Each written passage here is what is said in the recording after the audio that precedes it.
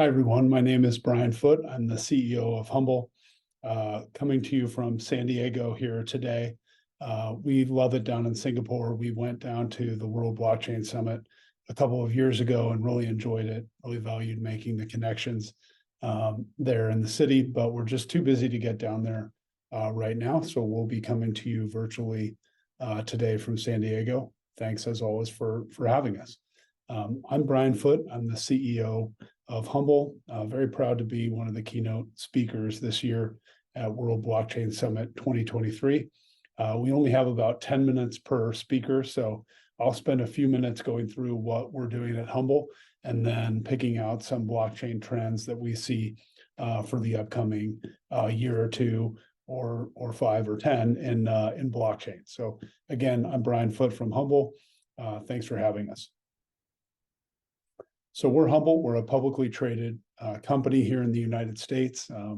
We were private back when we came down to World Blockchain Summit last time, but now we're a public company. We have about 165,000 shareholders here in the United States and around the world. So we're very proud to represent them here in financial technology and blockchain.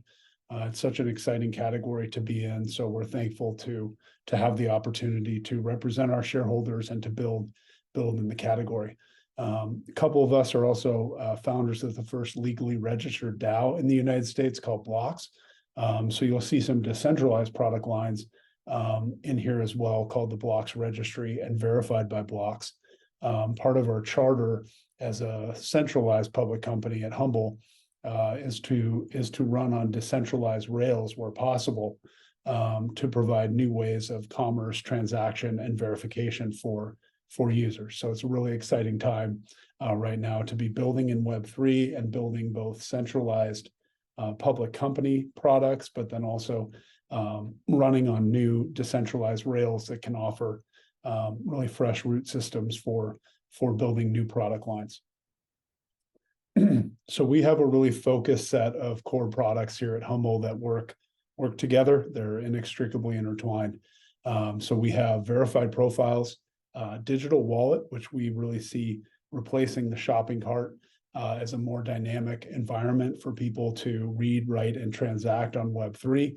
So we really believe that digital wallets, super wallets, will start to be the modality with which people not only perform financial transactions, but start to record permits, licenses, renewals, et cetera, ticketing with government and private sector clients as well.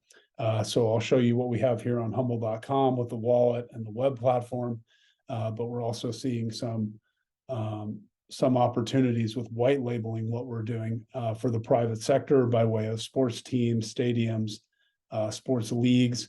Are all potential targets for us. So we've started to get in some deal flow on the sports league side with the AFL, and then certainly on the government side, where people want to go in, they want to search for something, verify a licensure, permit, renewal, issue and revoke properties that can come with the digital wallet. So we're really excited not only to have built out some of the things that we have here with the Humble wallet and humble.com, but also be transposing those outbound for private and public sector clients.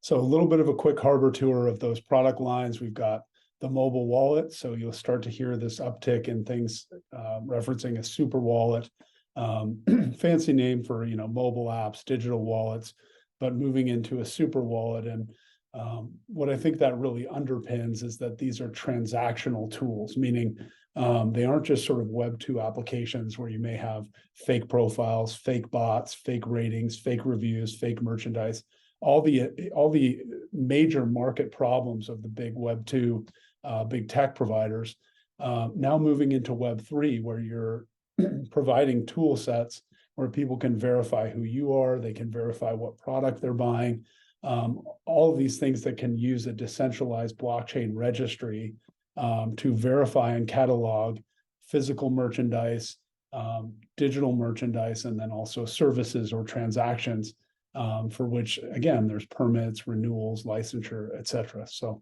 that really starts with the mobile wallet as your carrying case for Web3. So some exciting things going on here in this mousetrap. Some of the unique things that we're doing at Humble that I think really stand out in the market are leveling up on search outcomes. So right now you go into a traditional search engine, you're kind of getting these line lengths, microfiche style, old school search outcomes that haven't really updated for 20 years in many ways. Starting to give the customer expectation that you can read, write, and transact on Web3. So what am I searching for? Is it valid? Has it been verified on blockchain? Has it been tracked? Can I trace it back to the original owner? Can I trace it back to the source and the value chain? Some of our world's biggest marketplaces on Web2 are fraught with fraud, forgery, fake ratings, fake reviews, fake merchandise.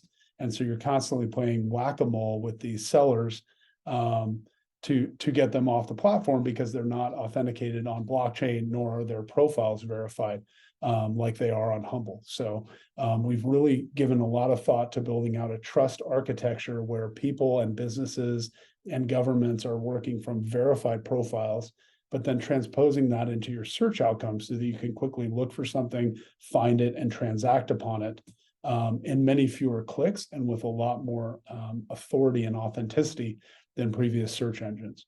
So I'll just keep spinning you through this because we're tight on time, but we have the social media side as well. So again, building from that trust architecture where you have a verified profile, a digital wallet, you're interacting with real people, real merchants, real businesses. So really leveling up from Web2, where you're fraught with a number of issues around fake accounts, fake numbers, fake impressions, even on things like ad clicks. So really building out a trust architecture against that and using the power of the blockchain with decentralized registries so that we can start to authenticate things in better ways, both on the physical goods side, but then leveling up into things like human profiles, ticketing, and a number of other services that can be used to sit on top of decentralized rails. So here's another example of that with the blocks registry. So now you're starting to transpose the Humble wallet, which is a centralized, public company product, with some decentralized tool sets, meaning we're not sitting on top of your data, we're not monetizing it in the same ways that Web2 does, and then certainly passing you down through Web3 decentralized rails that allow you to cross-reference what you're looking at, what you're searching for, what you're about to transact upon with these blockchain catalogs and registries. So really cool and unique way of starting to think about how you interact on the web with real people, real goods, and verified transactions that can go with you both in the public and the private sector. So to summarize, our technology stack is working on a consumer platform that's provided by the consumer products company of Humble, but sitting on these decentralized rail systems verified by blocks, the blocks registry, so that people can really verify what they're looking at before they transact in value with each other, with an organization, or with a government. So in its simplest form, here's our platform architecture where you have some peer-to-peer engagement between wallets. So we call it wallet-to-wallet commerce. But then you also have these verified discovery layers like social, search engines, marketplaces, et cetera, where people can buy, sell, list, verify, transact, and then capture that on this decentralized registry that's not owned by anybody, but can be used as a source of truth before you perform a transaction, either between you and another person or you and a government. So building out a true trust layer that can't be tampered with. And that can serve as a living registry for everything ranging from land and title to birth records, birth certificates, marriage certificates, et cetera. So really, really exciting time to be marrying centralized or consumer products that have a profit motive with decentralized rail systems that can save people time and money, as well as transparency of what they're buying or what they're selling or what they're getting with any given transaction. So in summary, we've got the public sector, we have the private sector. On the public sector side, we have the first digital wallet contract in the state of California. So we're doing some things with the County of Santa Cruz for their My Santa Cruz app that we'll be bringing these new technologies forward onto, and hope to replicate that with thousands of other cities and counties if we get that right. We won a big private sector contract here recently, revenue-bearing contract with the Arena Football League through 2028 to do some of these things in our digital wallet, as well as with the search engine and the marketplace pieces that we'll be putting to work for them over time on their .com. And then, just leaning into these UVPs of verified profiles, wallets, merchandise, and transactions. So trying to stay under time here, but wanted to leave you all with some blockchain trends that we see for 2023. So again, you'll see a lot of this reflected in the Humble stack as well.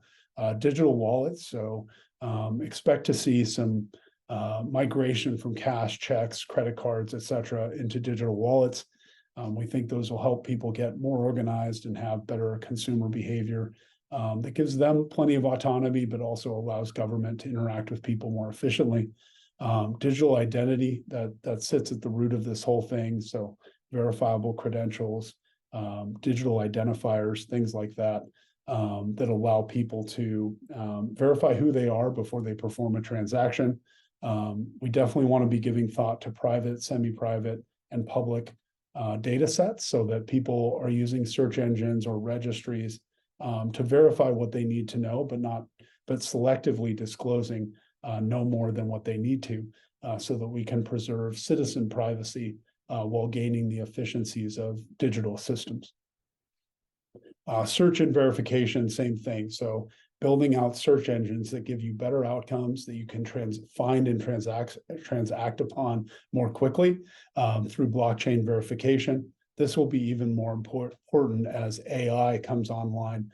You're going to have data sets that totally outpace verification mechanisms. So we see blockchain as a nice trail behind to AI, where you're verifying those outcomes of physical or digital items and services to make sure you know what you're getting online, and have that verification that goes with that service or that product. Payment methods, a lot of these things will come online in digital wallets. So there's a lot of CBDCs that are in testing around the world with different governments.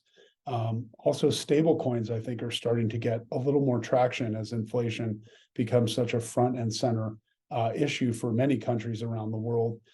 Sort of a roving target there with inflation. So there's some cool things that can be done in stable coins, hybrid stable coins, that allow us to fight inflation while improving how quickly people can send and receive value between each other.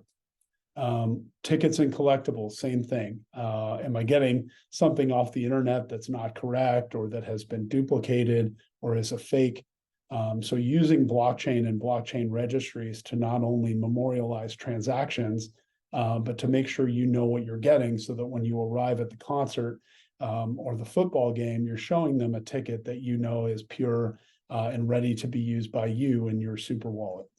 So we're working on those things as well, and we expect other companies to be doing the same thing. We hope they join us. Personal documents, same thing. So as government starts to move into more blockchain-based or digital systems, we would expect that personal documents, both in the private sector with blockchain as a service and enterprise blockchains coming online and making tool sets easier, same thing in the public sector, that personal documents will start to live in your digital wallet. They'll start to be authenticated on blockchain registries, so that there's a neutral source of truth between you and government or you and an organization. You can look at that registry and make sure you know what you got, and that you continue to own it with autonomy. And then lastly, some exciting things that will come online, we believe, in voting and record keeping. So thinking about things that have issue and revoke capabilities, the need for identification, the need for verification. So we are building our system in a way that can provide support. Like we said, we're doing the pilot test with the first county in California where we have the digital wallet approvals, but we're thinking through things like licensure, renewal, permitting, how those can leverage our verified profiles, our blockchain-based search engine, the blockchain registry, so that people can find and perform a transaction in easier, faster ways. and have a neutral registry between them and other people, or them and government, that allows them to capture that commerce in a better way within their digital wallet and on the Humble platform. So thank you for giving us a little bit of your time. Sorry, it has to be 10 minutes. We'd like to go longer. But if you have any other inquiries or questions about ways that you think you could put our platform to work, powered by Humble, if you're in the public sector or government, or the private sector and enterprise, please give us a shout at sales@humble.com. We're a global group, so we love to hear from people around the world, build those relationships. And we want to thank you for including us virtually this time around, and we hope to be there in person to see you all next year. So thank you. We appreciate it, and happy trails.